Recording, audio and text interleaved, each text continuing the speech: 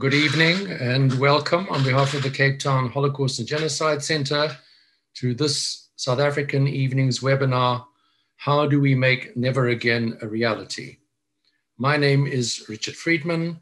I am a trustee of the Centre. On behalf of all of us, a special word of thanks to Justine Changunda and Dimitri Abrams, who have so ably put together this evening's event.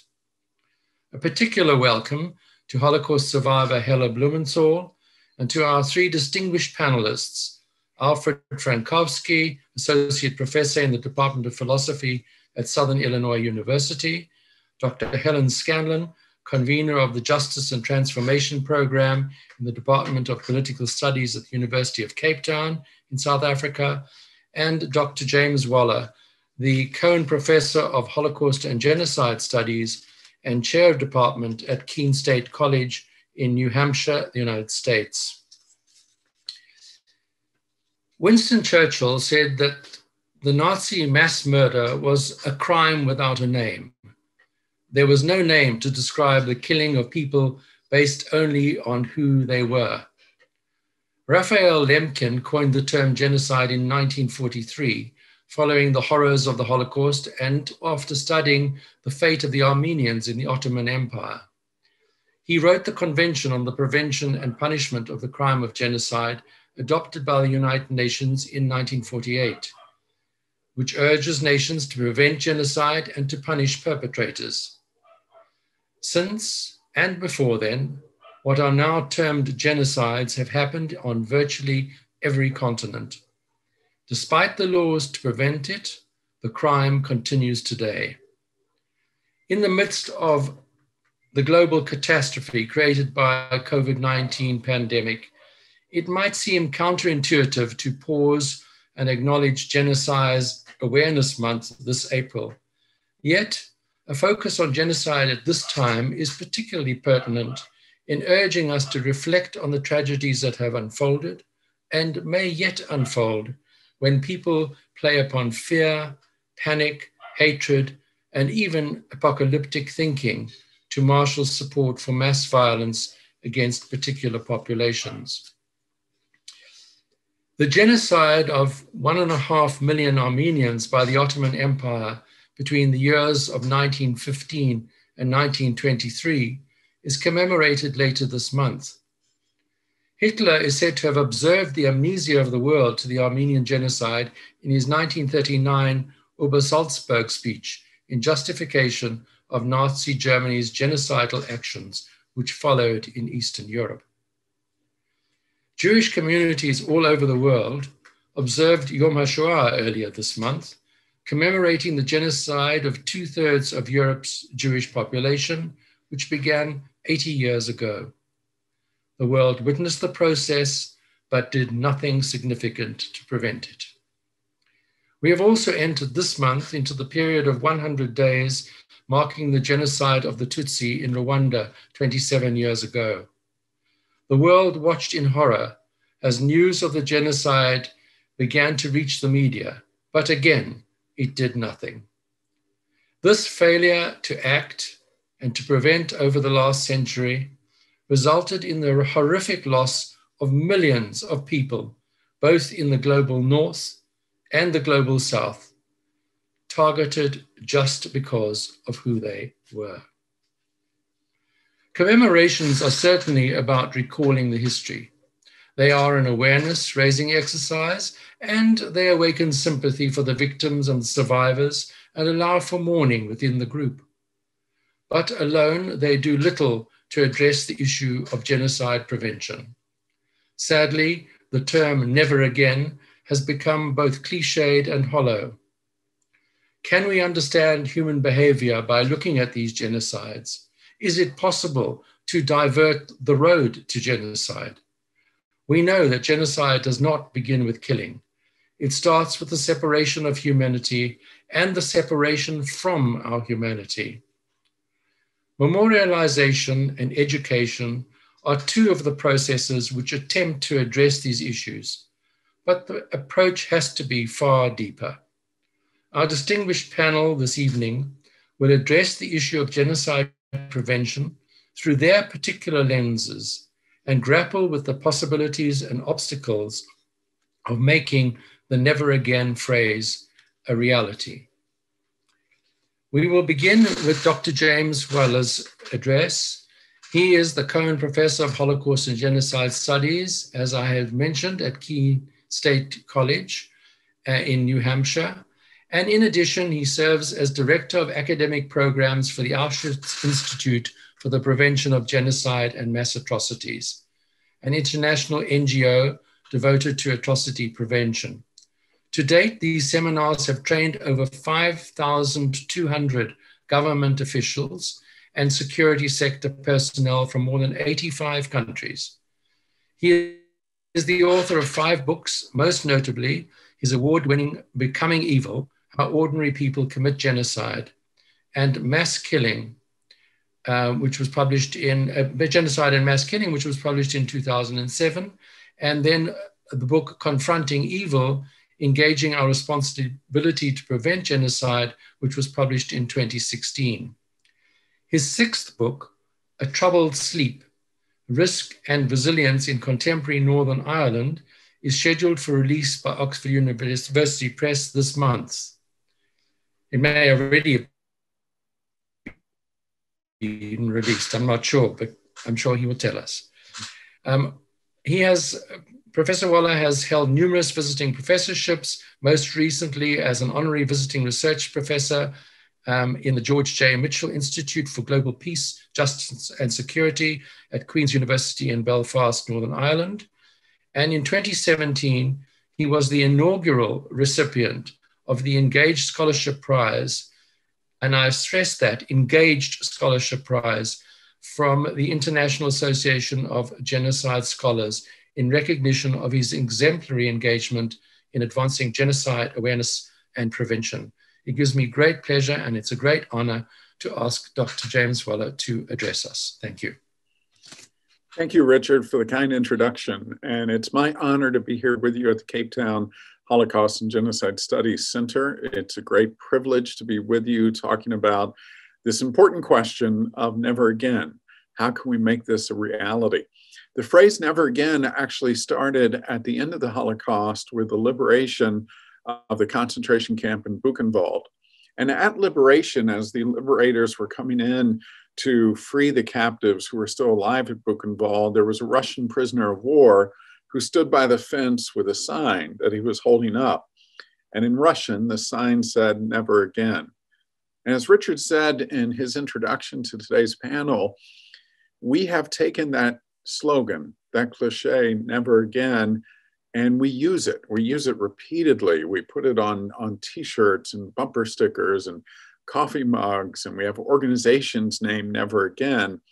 But in reality, if you look at what has unfolded since the end of the Holocaust, never again is really understood as ever again. It's again and again. One journalist has said, never again only has meaning if by it you mean never again would Germans kill Jews in Europe in the 1940s. But if we mean it as we hope to mean it, then never again would we see something like the Holocaust. Unfortunately, we haven't made much headway in that regard. So what I want to do in my few minutes with you is talk about what we mean by genocide prevention and how the understanding of genocide prevention has expanded, particularly in the past 15 to 20 years, to a more inclusive understanding of the type of work we do to try to prevent genocide, war crimes, crimes against humanity. I think early in the field of genocide studies and the subfield of genocide prevention, when people spoke about genocide prevention, they tended to use it synonymously with military intervention. That was the very restricted, simple way people talked about genocide prevention, is when the killing's ongoing, you simply put a force on the ground that's bigger than the force doing the killing, and you use physical force, use military intervention to stop the killing itself. I think what we've seen, though, in the past 2 decades in the field as it's evolved is a recognition that that's a terribly, terribly limited way of thinking about genocide prevention. It's intervention sometimes used as colonial intervention. It's intervention that sometimes causes more long-term problems than it solves, and that we had to think much more expansively about what we mean by genocide prevention, what we mean by trying to make never again a reality. So in the Confronting Evil book I wrote in 2016, and yes, Richard mentioned the new book on Northern Ireland, that came out last week, so that's good news, at least for me. But in the Confronting Evil book I wrote in 2016, I argued that prevention has three faces to it, or three forms to it, and I'll briefly describe each of those. One form of prevention is what we call upstream prevention. By upstream, we mean, what are the things we do to prevent crisis before it breaks out? How do we build strong societies? How do we build resilient societies? How do we build inclusive societies? What are the things we can do to prevent this type of widespread violence from ever breaking out? That's upstream prevention. Upstream prevention is the cheapest form of prevention. It is the most efficient form of prevention. And most importantly, it's the form of prevention that saves lives in the tens and tens of thousands. So when you think about upstream prevention, what we're looking at there are issues related to several areas. One would be governance. What does good governance look like that protects the rights of all citizens and all civilians in a society? What is inclusive governance? What is governance that has strong state structures? What is governance that is perceived as legitimate by the people who are being governed? So we can see some of the risk factors of what poor governance looks like, but what upstream prevention focuses on is, how can we build the strength of governance so it makes it less likely for a country to fall into the grip of genocide? And this is particularly important because one of the things we know in terms of good governance that works well for prevention is strong, healthy, functioning democracies. Unfortunately, strong, healthy, functioning democracies are difficult to find in today's world. Democracies in a global retreat, a global recession, and that raises significant concerns for us in the field. Other things we look at in upstream prevention would be conflict history. Not whether or not conflict has happened, but how is the conflict remembered? How is it taught? How is it processed? How is it understood? How is conflict politicized? How is conflict weaponized? We're looking for ways to take conflict history and understand it in ways that are constructive rather than destructive. I think we also look at issues related to economic conditions when we think about upstream prevention. How can we ensure not that there's a high level of economic development is not the issue, but it is that it is a fair, equitable distribution of economic development. So we're concerned about countries, not as much where we see countries ridden in poverty, but countries where economic inequality is rampant. That's a concern for us. And then finally, in terms of upstream prevention efforts, we want to focus efforts on things that build social cohesion instead of social fragmentation. So what are the things that unite us? What are the similarities that pull us together rather than an overwhelming focus on the differences that divide? So those things, good governance, how history is remembered, conflict history particularly, the economic equality in a country, and social cohesion, all of those are things we put a lot of effort into in terms of genocide prevention, trying to prevent something before it ever even happens. But even if those efforts fail, we go to a second phase of genocide prevention, and that's midstream.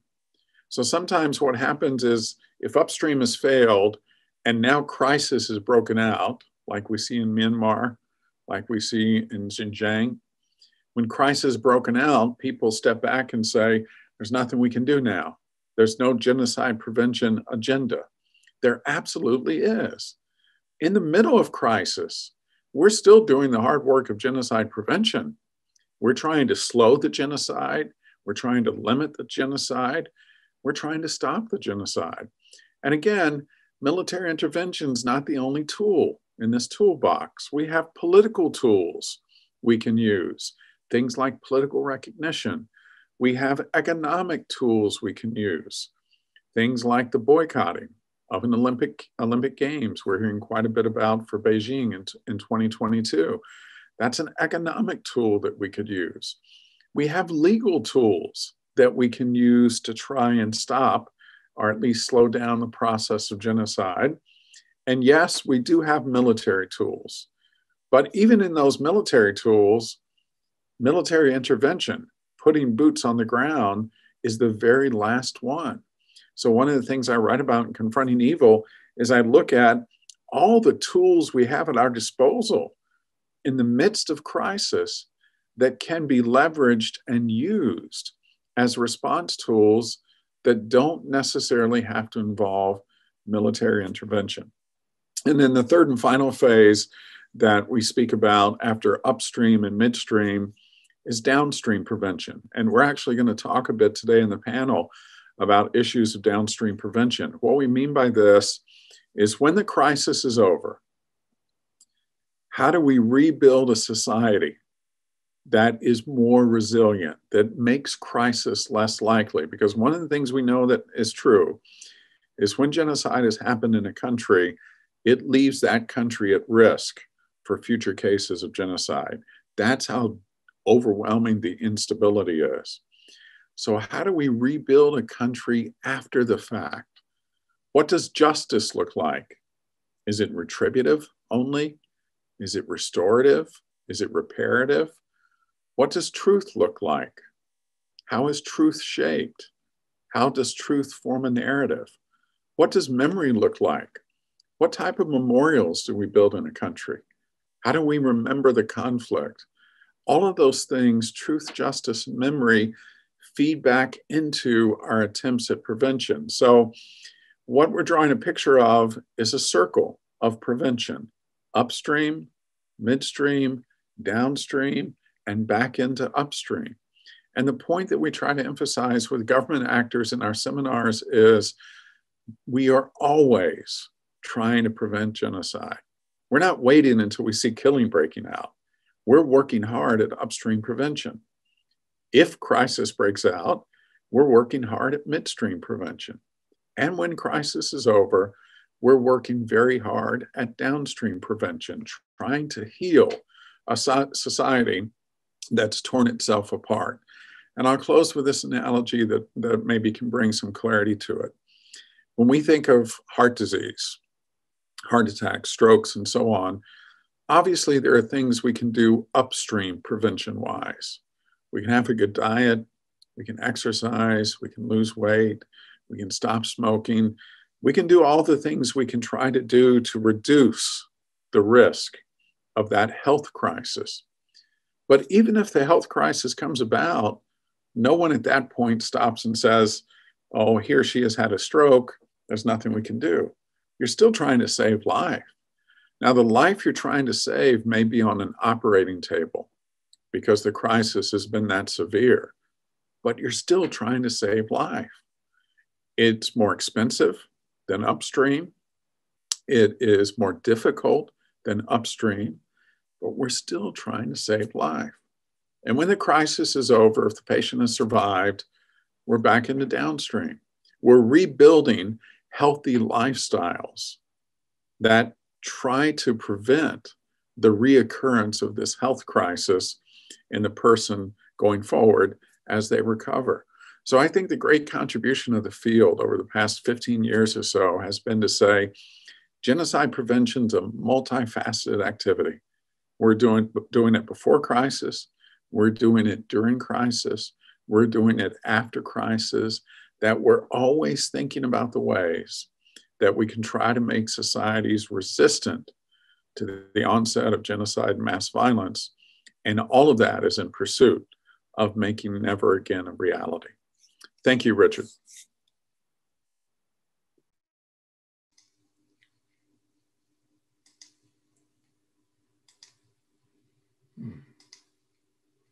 Oh, thank you very much, Jim, indeed. That was an extraordinary overview with an extraordinary analogy that you left with us, and one which I'm sure will resonate as we go down through the program this evening and beyond, I'm quite sure. It is now really a very special honor to bring somebody to the panel who comes from quite a different discipline, who is in fact a philosopher, and who really brings a different perspective completely onto the subject and shows a different light. And it is my honor to now introduce to you our very special guest, also from the United States, Dr. Alfred Frankowski, who is Associate Professor in the Department of Philosophy at Southern Illinois University, as I mentioned, that's in Carbondale in Illinois. His research is in critical race theory, post-colonialism, 19th and 20th century European philosophy, aesthetics, and genocide studies. What an extraordinary bringing together of so many fields. He is the author of The Post-Racial Limits of Memorialization Toward a Political Philosophy of Mourning, which was published in 2015, and he's co-editor of Critical Perspectives on African Genocide, Memory, Silence, and Anti-Black Political Violence. It is my great pleasure now to ask Alfred to address us this evening. Thank you, Alfred. Thank you. Thank you for the invitation. And I'm always a little wary of being invited to panels just because philosophers are rarely that helpful. But I hope I can be helpful to our discussion today. And I wanted to follow up on a few questions that Dr. Waller had posed for us, or a few approaches that he had posed for us, and follow up with a brief discussion about how some of the issues that we're confronted with in transitions from genocide to in the post-genocide period, how those offer up a series of really important questions that we can hopefully ask and engage together. Particularly, I was struck with the last point that Dr. Weller made, which was that in the downstream approach to genocide, we are concerned with the question of what does justice, truth, and memory look like? And there are, of course, very practical ways of looking at that, but that to me sounds like an open welcoming for philosophers. So with that, I thought that I would approach this question of how do we make never again a reality by thinking it through as something that includes its own question. The question itself is something dubious. As the responses to genocide are bound up with the denials of genocide and the ways in which these denials are overcome. However, despite the actual or explicit profession of denial, I want to draw a distinction between the performative denial of politicians and the structural denials that last much longer and unfold in implicit ways. Structural denials are present in the ways in which the state functions post-genocide. A denial may be equally present in the failure to recognize genocide as it is in the recognition of genocide.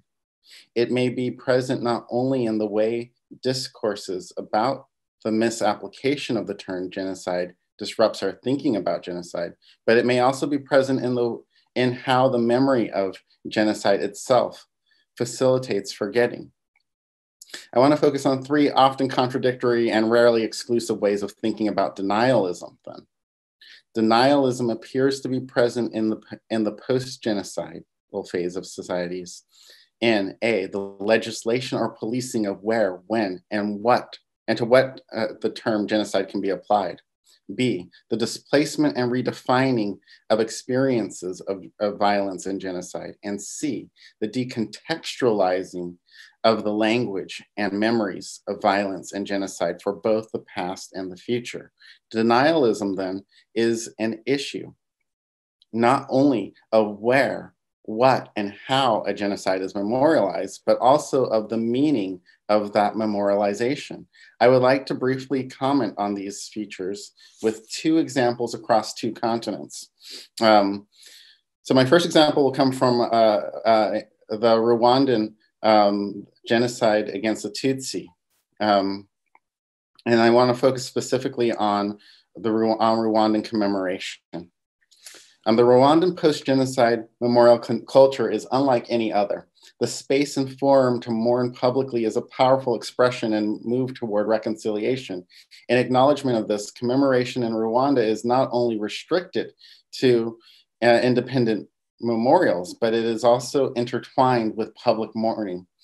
The plays that acknowledge mourning is a social need and rely upon a public form of recognition of the sense of the genocide's violence as part of the nation's past. This form of recognition is achieved in many ways, including through large public gatherings and elaborate performances. The overarching themes of the performances take on the mood of hope and reconciliation. But they do so in that they stay within the limits of legitimately designated memory. So let me just mention a few things that may strike us as strange. The language of Hutu and Tutsi, which has been restricted in any other context, is invoked only at this time in this context. These mourning plays are largely participatory, but who participates and what this means is complicated. The ceremonies are focused on the survivor testimonies and on the sense of mourning from the standpoint of the witness. The plays recognize the sense in which Tutsis are victims and Hutus are perpetrators, but they also undo the sense in which Hutu could be victim or Tutsi could be perpetrator. These plays are performed as history and are part of the education of the youth. Without acknowledgement of complications of this history, commemoration is not only recognition of genocide, but also denial in some ways.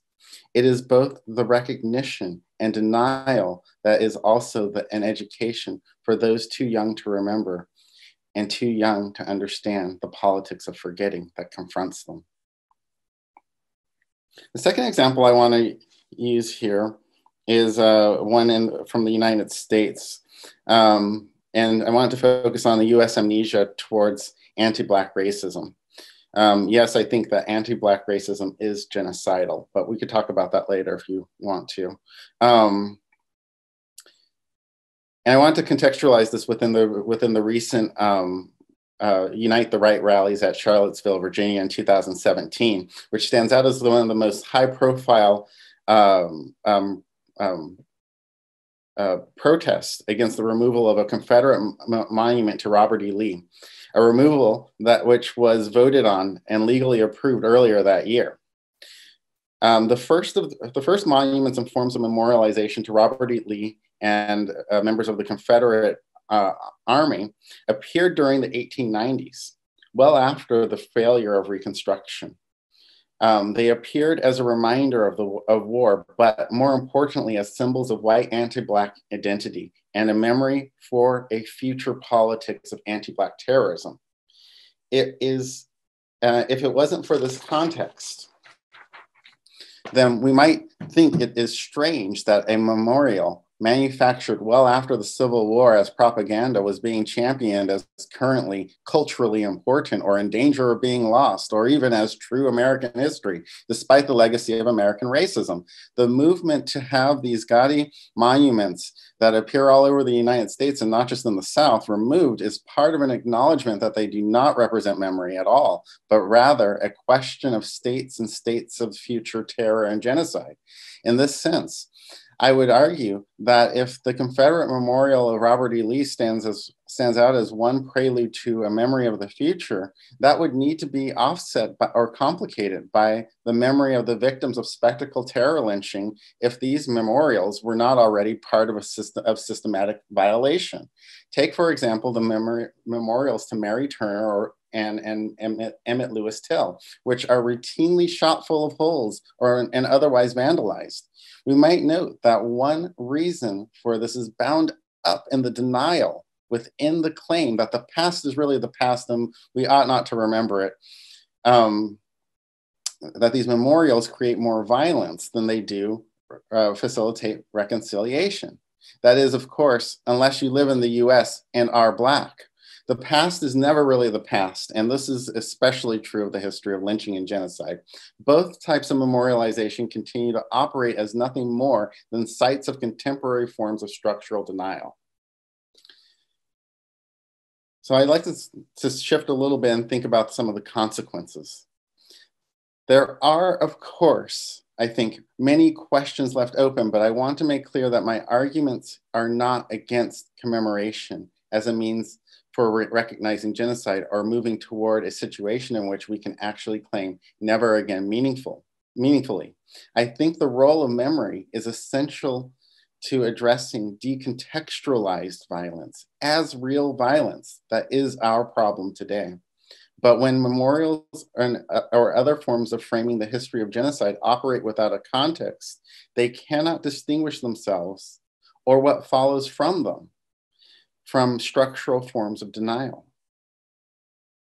Thus, the consequences of our movements for or against actively addressing this or that genocide or working to rebuild communities is fraught with the problem of the question of what is the violence that frames us. It is confronted with questions of whether this or that action is really an against or a for. Questions of if it will make the present violence more or less legible, or if it will make the current community more or less literate in identifying genocide.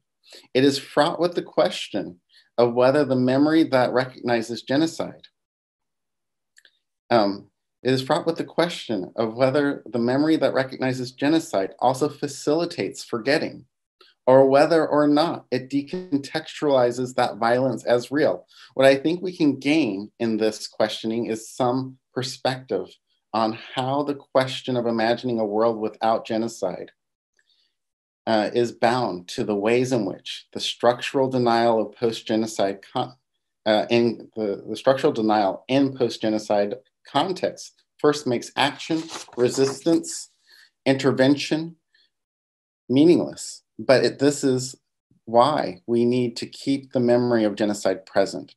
The consequences of denialism are nothing short of reifying how never again comes to mean always already. It is nothing short of an education in genocide that leaves the future without a means of making this violence legible as their task. Thank you.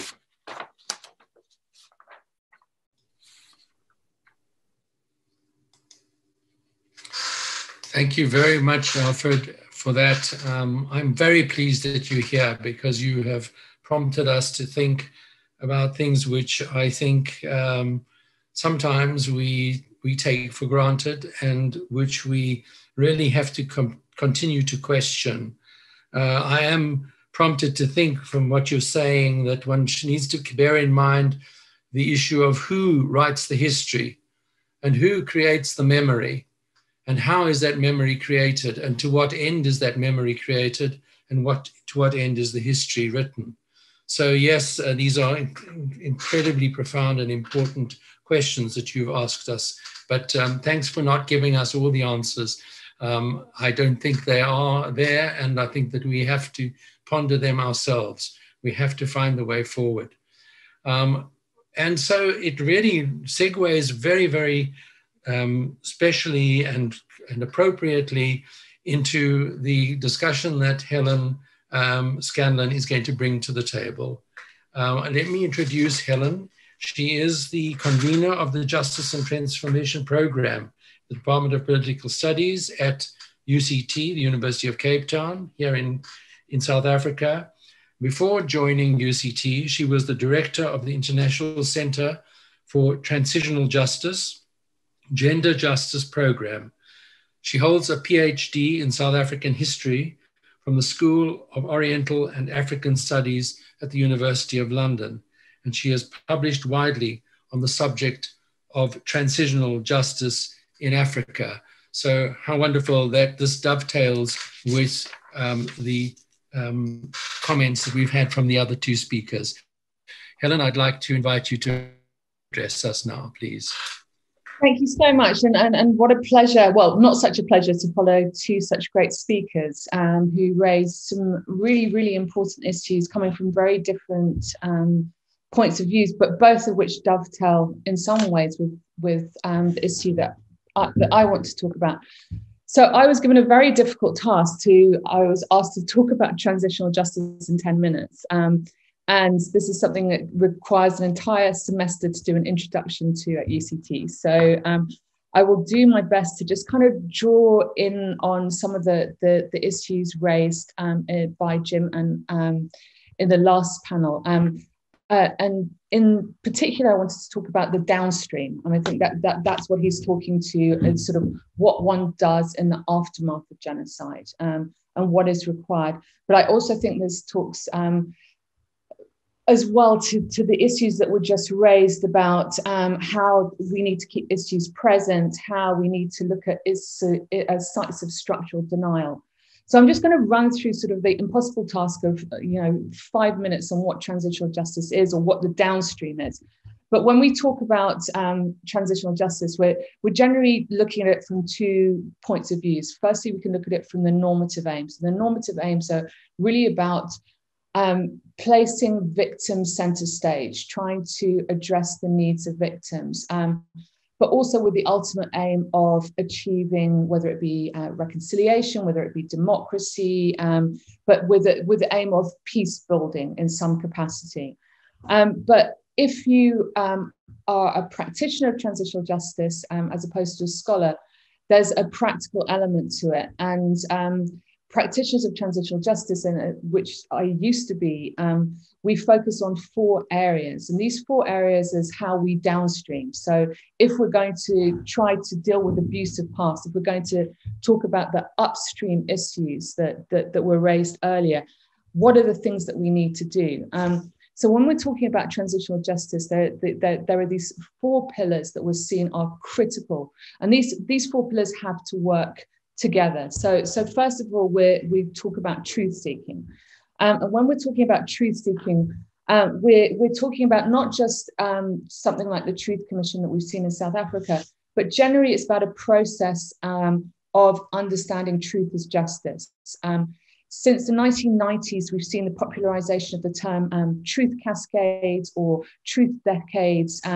And since then, we also have the right to truth, which is actually internationalized in a number of conventions. There's even a right to truth day by the UN, which is on the 24th of March, which has just passed recently. And when we're talking about truth seeking, that can come in a number of forms. So it might be about freedom to information. It might be declassifying archives. This has been very important in places like Eastern Europe. We see commissions of inquiry. We'll also see national alternative approaches, like in Rwanda, in response to the genocide, where 120,000 people had been arrested. It was unrealistic that any criminal justice could be pursued. It was also unrealistic to have a truth commission that could address all of those accused of genocide. So they came up with an alternative form of truth seeking through the gachachas. And then we've also seen the growth of unofficial tribunals, which have come up in relationship to the comfort women who were sexual slaves taken by Japanese soldiers during the Second World War. Now, the reason for truth seeking is that it helps establish a truth about the past that might be disputed. And that's important that that other panelists have talked about in terms of history and about having a collective understanding of the past. It also helps identify patterns of abuse in order to end them. And it can also assist a divided society in overcoming cultures of silences and distrust. More importantly, for those who are practitioners of TJ, is actually that it provides a forum for victims to tell their stories and be heard and acknowledged. And I think that speaks a lot to what Al was talking about. The second area, which most people, when they talk about justice, think it's about criminal justice. And I think A lot of dispute occurs about whether transitional justice is actually located in the post-Nuremberg era or whether it's post-truth-seeking, so the 1980s in Latin America. But what we've seen is sort of a massive growth in attempts to pursue criminal justice internationally. So whether that be through international tribunals that we saw in Rwanda or the former Yugoslavia, or hybrid tribunals that we saw in Sierra Leone, which tries to give something back to the communities, or international justice that we see through the International Criminal Court, we see sort of a variety of mechanisms that say that certain individuals need to be held accountable for the past.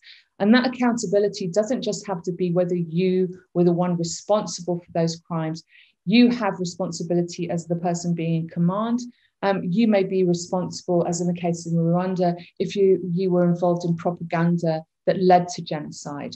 So there have been important developments in terms of the criminal justice realm.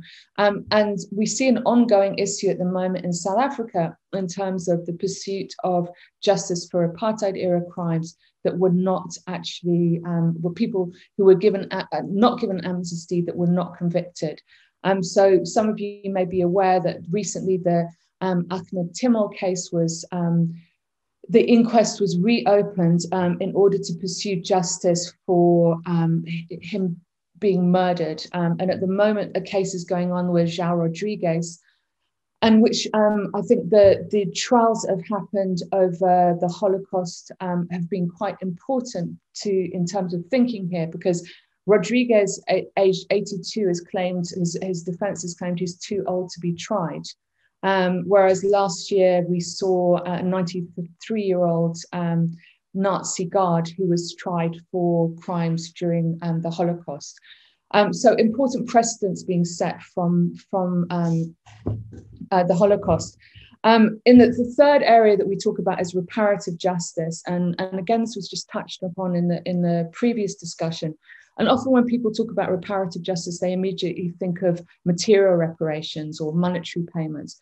But it's actually far broader in its interpretation in terms of transitional justice. And again, I think the Holocaust has been quite seminal activism around it in terms of thinking through longer term care for people, education, healthcare, etc., but also the symbolic aspects. I think Al's point about memorials as being creating violence is very important, because we've seen issues in South Africa in terms of the Rhodes Memorial at UCT, a lot of discussion about sites of structural denial that continue to resonate here, and also discussions about what do we do to counter those narratives. Again, in the US, we've seen, I think today it's happening, that there is a step where the Congressional Committee is to vote on a slavery reparations bill.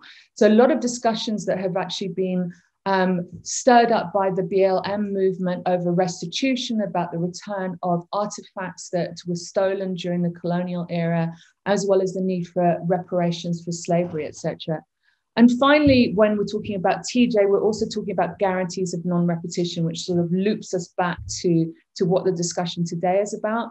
And when we're talking about guarantees of non-repetition, that comes in the form of security sector reform, or also lustration, which is about, it comes from the Latin, which is about purifying or purging, which are forms of vetting, which is saying that certain people should remove from categories of public offices. This happened in the denazification. We've seen it in post-totalitarian regimes in Eastern Europe. There's also been different forms of it in post-authoritarian regimes in Tunisia, for example.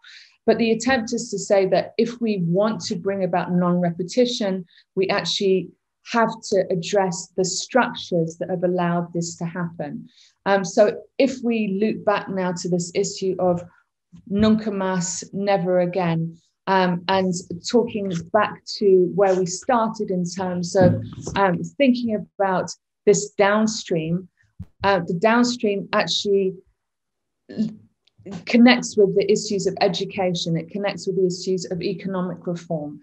So each section is sort of interconnected. So I like the idea that we separate it into three areas, but I also think that the downstream should actually be part of everything, because it should be part of prevention and it should be part of stopping midstream as well. So hopefully that brings us back to Jim and to Al, and I will turn us over to the Q&A, which I will be overseeing. So please feel free to answer questions. I can see there are already a couple of questions in the chat. I know there are not. There are requests to ask questions. So please jump in. Richard, I don't know if you want to add anything right now.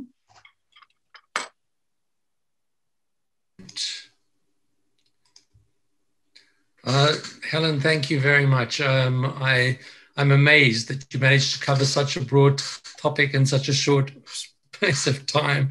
And it's wonderful to have a practitioner and an academic to talk about these things with us, because I think that makes it very real. We have, I think, really been interacting with one another's thoughts right the way through the discussion. And so I would like to invite the other panelists to respond at this point, and then perhaps the other members of the audience can also join in through their own comments and questions. So Jim or Alfred, please, if you feel that you would like to say something at this point, please do. Thank you, Richard, and thank you, Alfred and Helen, for your contributions as well. And I want to pick up on Helen's point at the end about, you know, the structure of upstream, midstream, downstream, but the importance of recognizing that those aren't concrete compartments and categories. And she's exactly right. Those are more boxes that give us a sense of the ranges of tools we have before, during, and after crisis. But really the issue is, when is a particular tool used? So education, for instance, absolutely can be used as an upstream tool. It can be used as a midstream tool. It can be used as a downstream tool as well. I think the benefit of having those boxes and thinking about that cycle is, again, and I see this mostly with the government policymakers I work with, is it pushes people out of that sense of prevention means military intervention.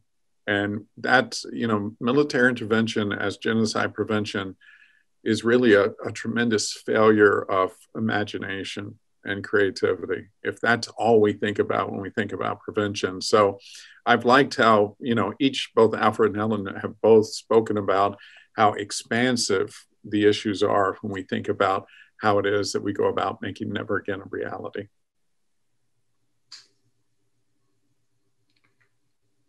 Al, do you want to respond? Yeah, just following up on that. Sure. Just following up on that too. I think that what struck me too, Helen, in your talk, was the seeking justice, the seeking truth as justice. And part of what I was interested in was thinking about how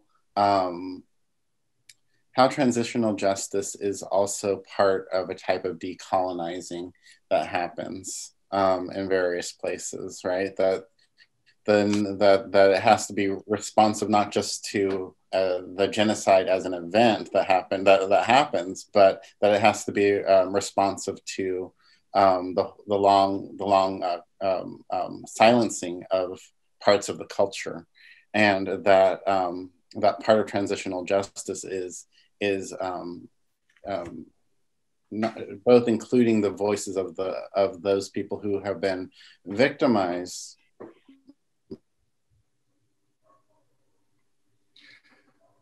May I just ask all the panelists, really, and I think that we are in a process of talking about broad brushstrokes, but when we look at the specifics of genocides in different parts of the world, do these suggestions, is this approach something which is one size fits all? Or does it have to be contextualized, and how does that process work? I think that's a great question, Richard. I don't think it at all is one size fits all. And I'll use just the example of my recent work in Northern Ireland. The South African Truth and Reconciliation Commission cast a very long shadow in the field of post-conflict rebuilding because people assume it was incredibly successful. People also assume it can be applied anywhere at any time with any people.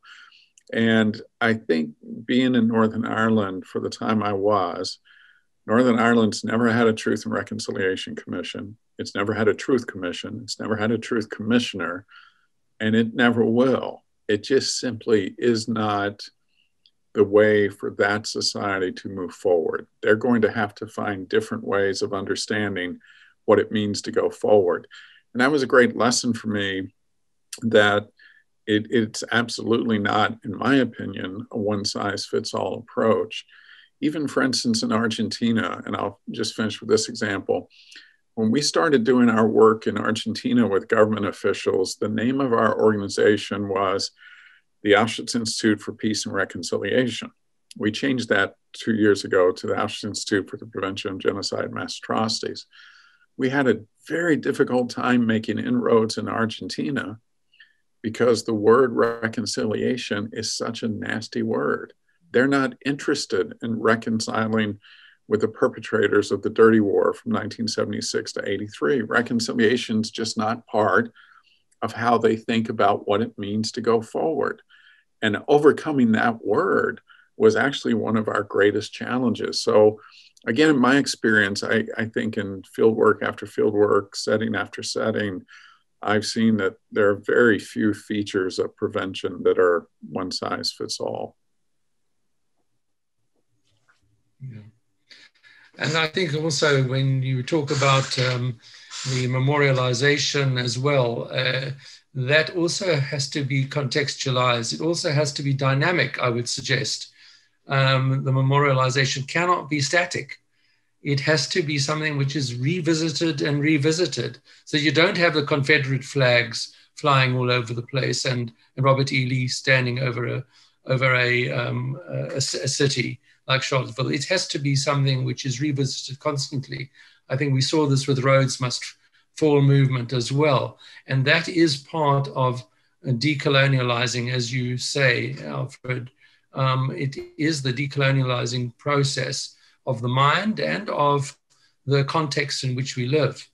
But Helen, from your point of view, from UCT and what's happening there and the work that you're doing specifically there, how does this impact? What is the thinking there? Well, I actually wanted to pick up on a couple of things that Jim just said, just particularly in terms of reconciliation, because I think if we look at the field of transitional justice and how it's evolving, that more and more the term reconciliation is being avoided, apart from in contexts where they are seeking impunity. So, for example, in Tunisia, they actively chose the choice of calling it the Truth and Dignity Commission as opposed to reconciliation, because the idea was that you have to restore dignity to those who are marginalized, that you can't presume that they want to be reconciled. And I had quite an interesting experience sort of just after I think it was 2017, so it was in the midst of Rhodes Must Fall. And the Canadian Truth Commission had just happened, which was looking at the Indian residential schools. And so the commission's report was coming out, and they had a very interesting approach to the past.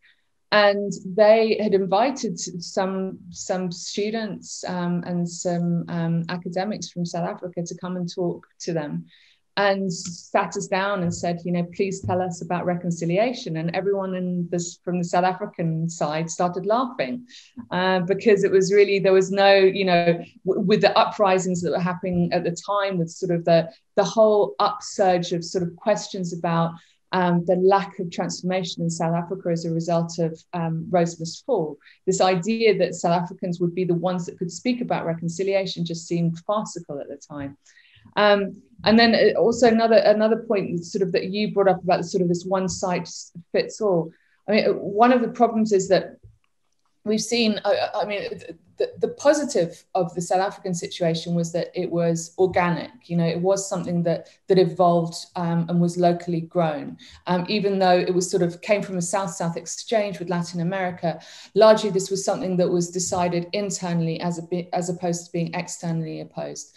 The majority of truth-seeking, I mean, even with the ICTR that was imposed by the Security Council on Rwanda, and we see sort of more and more that interventions that are implemented in terms of transitional justice are part of a requirement by the international community. And that's led to sort of a technocratic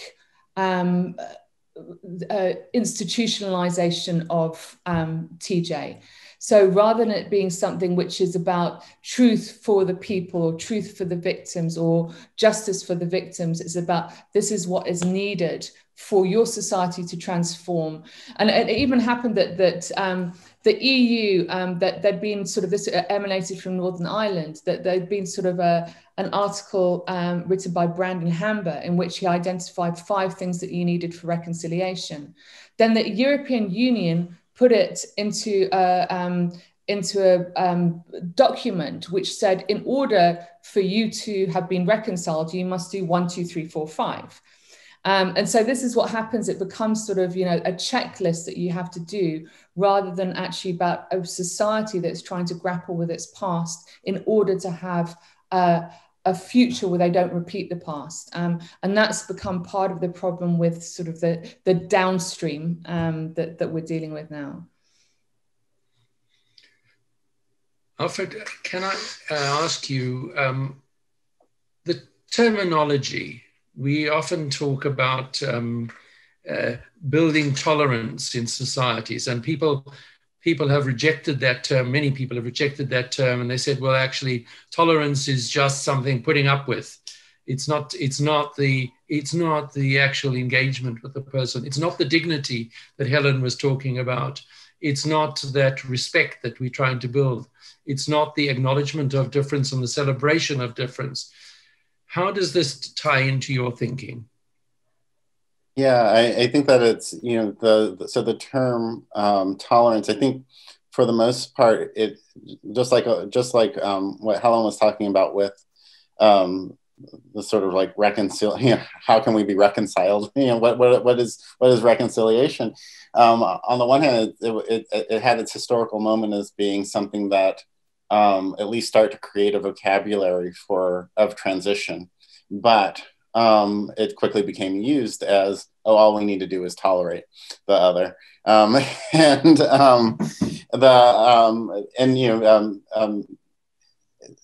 so it becomes detached from the question of justice. It becomes detached from the question of actually understanding one another and understanding one's own involvement with processes that oppress and impact other people violently.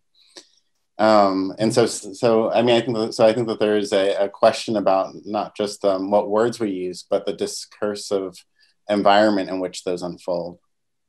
Mm-hmm.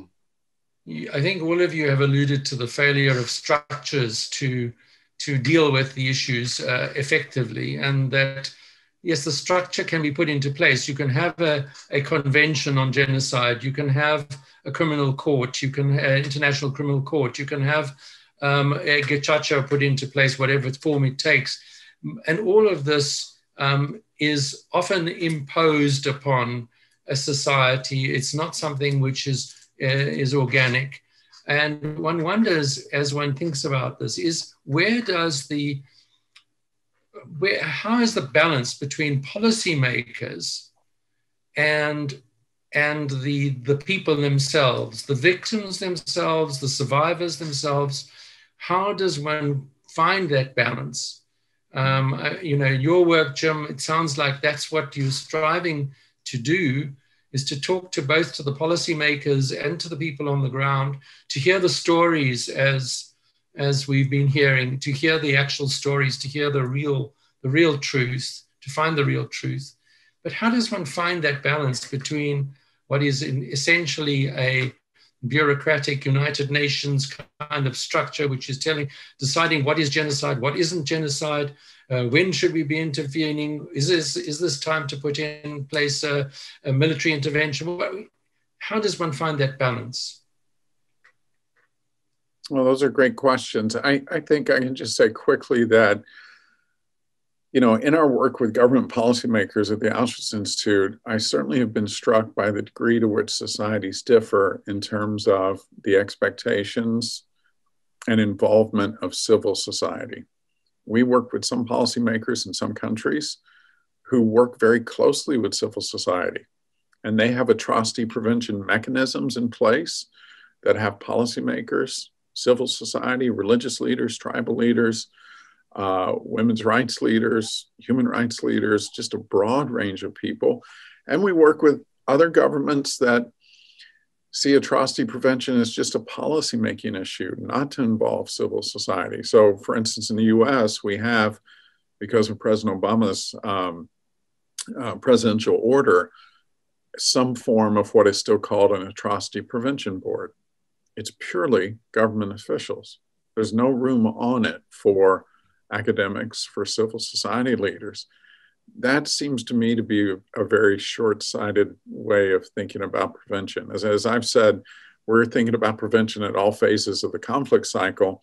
I think we're thinking about it too with the broadest range of actors, state and non-state actors that can be brought to bear on it, because one of the things we worry about is states do not often hold themselves accountable for their own atrocities, do not often hold themselves accountable for their own blind spots. And we need civil society, we need non-state actors to help do that. Would the other panelists like to comment on on Jim's thoughts and on my questions? Yeah, if it's okay, I'll go next. I mean, if we take the South African context, there's a very active civil society initiative with the South African Coalition for Transitional Justice now, which is pushing for some of the promises that were made during the transition that haven't been realized. And although it's not going to cure all of the current ills, the idea is that sort of, you know, actually certain promises were made in terms of prosecutions for those who are responsible for mass atrocities, in terms of reparations for communities that were most affected by apartheid. And these were promises that have never actually been, there's 1.8 billion rand at the moment sitting in the President's Fund that hasn't been dispersed for community reparations, which comes from a variety of international donors and local donors. And so that there is this active civil society, but I mean, interestingly, that the government that was the liberators are now the ones that are resisting the movements by civil society to have this stuff enacted. So I would say sort of in every context, and I think very similar in my experiences to Jim, that it varies enormously sort of what the role of policymakers and civil society is. And when you see it being most successful is a context like Kenya, where you had a very active human rights community, which continued to identify what the violations were, that they needed to be addressed. And we've seen it post-Holocaust as well, that the people have kept issues on the agenda. And I think that is the responsibility of victim communities and those who are sympathizers with victims communities to ensure that these things are not forgotten, and that we continue. And even if it's like the comfort women in Southeast Asia, you know, that 70 years later, you've still got initiatives pushing for reparations, even though there are so few survivors. It's about actually saying, actually, we can't forget about this issue because it has broader implications than those directly involved. We cannot allow impunity to exist. So I think it is the role of civil society and human rights activists to just keep pushing and making sure these things don't get forgotten. Just before I go to Al for your comments, I just want to say to the audience, please, if you do want to ask a question and you don't feel like typing it in, just raise your hand and we will invite you to ask your question or make your comment. We do have some time for that. But back to you, Al, just to hear your thoughts on those issues. Yeah, thank you. So I wanted to go back to the comment that countries don't always hold themselves responsible, and I think one of the things for us to always think about is how transitional justice is always a reworking of state sovereignty or national sovereignty, right? Those who have the right to just say to deny their own violence, right? That's one expression of sovereignty, and that the task ahead is to promote a different form of sovereignty. But this also just sort of leads us to think to again go back to thinking about that power and oppression is dynamic, and it's never just static. And so the questions that we have to pose are always going to have to be ones that get reposed. And that would also lead me to think that the statement never again has its own dynamic aspects to it. And so it's always changing as well. Well, I think our audience is very quiet, and I can only assume that they are listening very intensely to what's being said.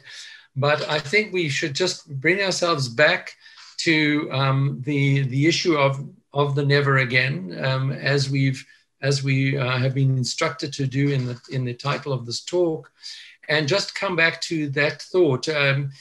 Jim, in a paper you wrote, you entitled it "Genocide is Worth It." And that for me was a really startling statement. But when I thought about it, I thought, wow, that really is at the core of it, because people are getting away with it. People are getting away with the atrocities, the mass atrocities. They're not being brought to book. Societies are not changing. And yes, we can talk about upstream, we can talk about midstream and downstream, but at the same time, people are drowning in the river, as you put it in that article. So how is it that we as individuals, let alone the formal structures of society, how do we take on the responsibility of the never again? How is it that we as individuals can impact upon that thought? Because it seems like there are so many people out there who look at it and think, there's really nothing to worry about because we're going to get away with it anyway. Yeah. No, I'd say two quick things, Richard, is, I wrote that article. A lot of that came from the work I do on the psychology of perpetrator behavior and the, over 225 and alleged or convicted perpetrators of atrocity I've interviewed. And it just has struck me over that time that in the moment of perpetration of atrocity, they really do believe it's worth it, that it is politically expedient. From a social engineering perspective, it works. And unfortunately, there's not a lot of evidence we can hold up to them to say, you're not going to get away with it. It's not going to work. It turns out to be worth it for perpetrators in many cases. So I think this is, and both Helen and Alfred have touched on this, that this is the imperative of the international community to make sure that impunity does not rule the day, that perpetrators are held accountable. And as Alfred said earlier, this touches on some very difficult issues of national sovereignty and state sovereignty that the international community is still trying to work its way around. And I think the second thing I'd say to your question about what do we do, I always like to focus on things close to home. And in the work we do on genocide prevention, there's one key word we focus on, which is process. Genocide does not happen overnight. It unfolds as a process of dehumanization, of language, of othering, of systematic forms of disenfranchisement, of legal forms of disenfranchisement and persecution, that there's just an escalating process we have to be aware of. And I think many times, and Alfred can speak to his experience in the US, I felt this in the US, that we've sat by over the past several years and just assumed nothing like this could ever happen here. political violence could never happen here. And as we assume that, we're focusing on the event of it, but we're not focusing on all the small steps that lead to the event. And I think our individual roles, and for me, are that every day there's some part of the process of exclusion, of othering, of dehumanization, of distancing that I can step into and make a difference. I can do something better there in my department, in my college, in my community than what has taken place. So I'd hate to divorce us from a sense of we have no control over the UN to make us then think we have no responsibility in our immediate lives. We all have a responsibility to think about those early signs that we should be paying attention to that could eventually lead to mass destruction. There is a question in the chat about Rohingya. I'll just read it to you, and then I'd like to come back to Helen and Alfred on your views of the individual his role in this process of never again. But the question comes from Carol, and she says, "Forgive my ignorance, please, but can the panelists talk about the Rohingya in Myanmar? The persecution and murder and all the other atrocities are ongoing, as I understand, and the international community is powerless. Is this an accurate representation of the current state of affairs? What was the process of disenfranchisement, etc., against the Rohingya that foreshadowed the beginning of the genocide?"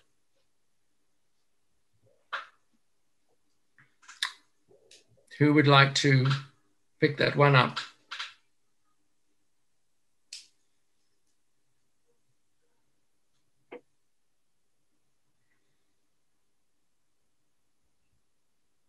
I'm fine to jump in and just on the process piece. I think in Myanmar, the process of othering the Rohingya has been in place for generations. These have been people that are not considered citizens of Myanmar. They're still considered Bangladeshi. They have had birth restrictions imposed on them for decades. Complete absence of voting rights, complete absence of any type of political representation, freedoms of assembly, expressions of beliefs. All of these things have been in place. So Myanmar has not been a slow motion process. This has just been, I think the UN is, and the UN tends to be very conservative with these statements. So when the UN has said the Rohingya are the most persecuted minority in the world, that's a pretty strong statement. And again, it's nothing recent. It's been there for quite some time, but I think the aggressive actions of the Myanmar government, especially with Aung San Suu Kyi, not holding what most of us hoped she would hold up as a banner of human rights, and now she has been removed, and it's basically become back again a military regime. And this is something that Helen and Alfred may have things to jump in as well, that we see this often in Latin America, that when military regimes are removed and they're replaced with democratic regimes, the military doesn't go away. It still remains a power holder in that society, and it still remains an active political player. And I think the world turned away too quickly from Myanmar because we thought the military regime was out. They weren't, if you looked at any picture of the parliamentary assemblies in Myanmar, you had almost half of them in uniform. The military was still present. And unfortunately, I think that's come back to haunt the country, and certainly the Rohingya.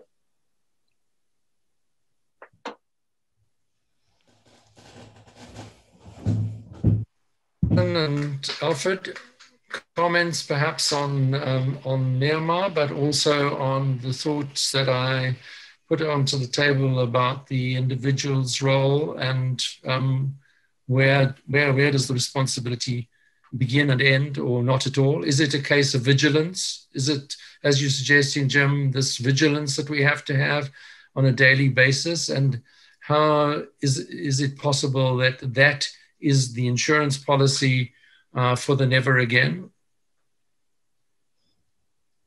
I mean, I guess so I mean, picking up on a few things that Jim just said, I mean, going back to sort of the genocide, is it worth it? I think it's also really important to sort of take on what Mamdani and others have spoken about. The problem with focusing on individuals, the problem with focusing on perpetrators is that we often actually then overlook who are the beneficiaries. We overlook the structures that actually created that situation. So you take out 73 individuals and try them at the International Criminal Tribunal for Rwanda, but what you haven't really done is address the structures of power that allowed the genocide to happen in the first place. And if we look at what's happening in Rwanda currently, new regime, but severe oppression happening, which sort of brings me to my next point. Sort of, I know Jim sort of said, look at Latin America and the military, but I mean, we can look very close to home from South Africa, and we can look at Zimbabwe, we can look at Sudan at the moment. Al-Bashir may have been overthrown, but the military is still very much a presence. The military is such a presence in, they may have removed Mugabe, but very clearly the military have complete control in Zimbabwe. So when I was talking about the non-repetition, when we talk about transitional justice, it's very much about addressing that issue of getting rid of those people who benefited from power, who may be the powers behind the throne. And without doing that, then we will see what happens in Myanmar, that those people will find other ways to get back into power. In the same way as in Tunisia, that we're seeing that people getting back into power through other mechanisms, because we've never really addressed the fundamental structures that kept those regimes in place. So that's, I'll hand over to Al. Thanks. I mean, just following up on two thoughts there. One was to sort of think about the distinction between event and process, and that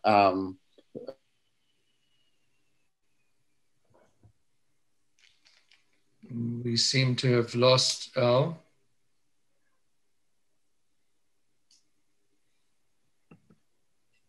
Not quite sure. Maybe the internet connection, not sure. Is there something that you can do about that, Justine? Ah, we're back. Okay, one second. You disappeared for a minute. Let me switch locations again. 1 second. Thank you. I'm gonna turn off my...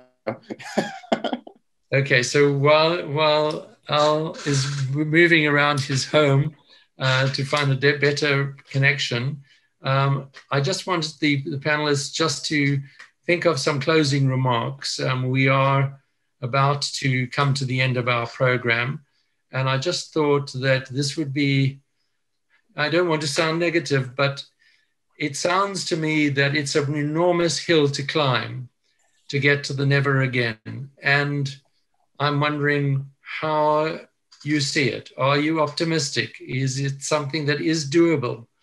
All of you have contributed enormously to this process in your own professional and lives, to the process of the betterment of society. But is it possible? Is this a pipe dream that we have to find the never again story really becoming a reality? Maybe we'll begin with you and just your closing remarks, but also responding to what Jim and Helen have said. So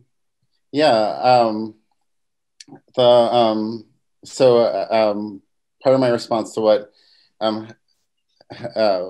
we were talking about was just to sort of think about the way that events often include a sort of arbitrary beginning and end sort of a structure. And so they exclude the idea of getting us to think about the processes by which we arrive at genocide. They also stop us from thinking about, they also sort of lock us into thinking about genocide within particular forms. So 100 Days in Rwanda stands out 250 years does not quite fit that structure. And so those measures seem to be bound up with a problem with how we allow ourselves to think the terms through which genocide, or the frameworks through which genocide can be addressed. But just to sort of close out this, I think that the problem with this term "never again," even though it has been taken up in various ways, I think that it's all we have. I don't know that there's even though we have pointed out lots of challenges to this, and we seem to be in a world in which our global political philosophy is genocidal. I think the appropriate response is maybe it's impossible, but it is still all that we have. Yeah, you're basically saying there is no alternative but to keep trying. Is that what you're saying? Mm-hmm. Yeah. Helen? I come from the perspective of, one has to keep positive, and I definitely see, sort of, as much as I'm cynical about some of the developments of the field of transitional justice, and I think Al's raised some really important points of, sort of, when you have these temporal limitations, or you talk about, sort of, an event, as opposed to these broader processes that we've seen happening over hundreds of years, you kind of lose perspective of what are the root causes, what do we really need to address, and I think that, sort of, what we are learning is, as processes have been unsuccessful or less successful than intended, we are starting to see what the fault lines are. And I think there are more and more questions being raised as to how can we do things better.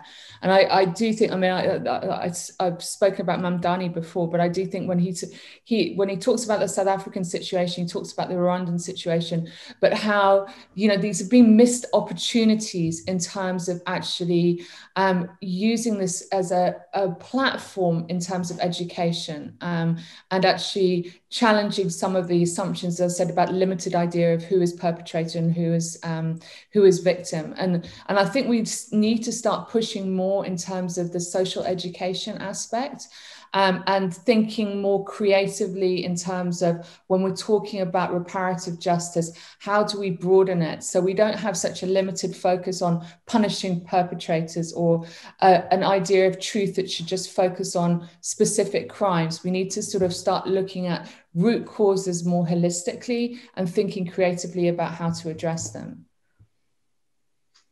So yeah, I'm trying to keep the faith. Jim? Yeah, I think I'm unabashedly optimistic. I think every story has the room for a better ending. None of these things we talked about today in terms of genocide, none of those are ever inevitable. There was always a chance for it to become something different. And Richard, I sit here and I'm in New Hampshire. We're going to get snow in a couple of days, 4 or 5 inches. And a few weeks ago, someone writes me from Cape Town Holocaust Genocide Center and says, do you want to join us to talk about Never Again, making it a reality, Cape Town, South Africa? I mean, how hopeful is that? I mean, we have people coming together to say, this is an important discussion for us to have, and we can make a difference. We absolutely can make a difference. So I look at the incredible work people like Helen and Al and the center are doing. Yeah, we absolutely can make a difference. None of this is inevitable. And I think that's the animation that keeps our work going, is we know this does not have to be the way it is, and we absolutely can make a difference. And I know for a fact that that's what inspires the folks at the Cape Town Holocaust and Genocide Center, and the work that they're doing, the education programs that they run, and the civil society that they work with, all aspects, the teacher education, all of it is motivated by that very, very core value that, yes, you can actually make a difference, and you can change people's attitudes, and you can create the vigilance, and you can create the awareness, and you can create the questioning, and you can create the dignity, and you can create the respect if you work hard at it and you just keep on chipping away at it. So that is what motivates us, and certainly seems to motivate all of you in your thinking. I cannot thank you enough for giving us your time this evening, your thoughts, your ideas, and the wonderful conversation that's happened across the panel this evening. Really wonderful. I appreciate it so much. And I know I must speak for the audience who chose to listen tonight, to tune into this particular discussion when there's so much else on the net that people can choose to do. They chose to come and listen about this, and that in itself indicates a hopefulness, because they want to hear that it is possible, that never again can become a reality. And you've certainly shared some extraordinary thoughts on how that can happen. Thank you so much. Take care. Keep warm, keep cool wherever you are. And thank you for your time again. Good night. Thanks, everyone.